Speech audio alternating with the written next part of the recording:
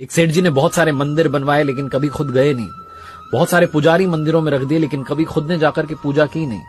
एक दिन उन्हें पैसों का संकट आन पड़ा। उनको 100 करोड़ रुपयों की आवश्यकता थी। बिना देरी के मंदिर के लिए भागे और सुबह सुबह उनको बोहनी की आदत थी। उन्हें लगा कि कोई और आकर के प्रभु का मन खराब ना कर दे, तो जाकर के मंदिर के वहां खड़े हो गए। लेकिन जाकर देखते हैं कि एक भिखारी उनसे पहले आकर के खड़ा हुआ है और भिखारी आकर के कह रहा है कि प्रभु 100 रुपयों का इंतजाम करवा देना, मेरी पत्नी बीमार है, कुछ दवा का प्रबंध हो जाता तो पत्नी ठीक हो जाती।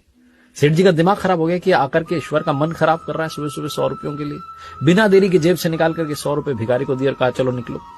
भिखारी ने भगवान को प्रणाम करके कहा क्या बात है, आपने तो पहली बार में ही प्रार्थना स्वीकार ली। और अब सेठ जी का नंबर आया। सेठ जी कहने लगे भगवान 100 करोड़ रुपए का इंतजाम करवा दो, 100 करोड़ रुपए का इंतजाम करवा दो। प्रभु मूर्ति में से प्रकट हुए और कहने लगे कि एक भिखारी से तो तूने मेरा पीछा छुड़वा दिया, लेकिन तुझसे पीछा छुड़वाने के लिए मुझे तुझसे भी बड़ा भिखारी ढूंढना पड़ेगा जो तुझे आकर के 100 करोड़ रुपए दे दे। सेठ जी की आंखें भीग गई। उन्होंने कहा प्रभु ये क्या कह रहे हो, आपने इतना बड़ा ताना दिया। भगवान ने कहा और क्या, तू हमेशा मांगने ही तो आता है, कभी मिलने नहीं आया। अगर मिलने आया होता तो संकट तुझ पर कभी आया ही ना होता। कहानी का सार बस ये कहता है कि मांगना बंद कीजिए, अपने आप को समर्पित कीजिए और कहिए प्रभु आप कृपा बरसाइए, सब आपकी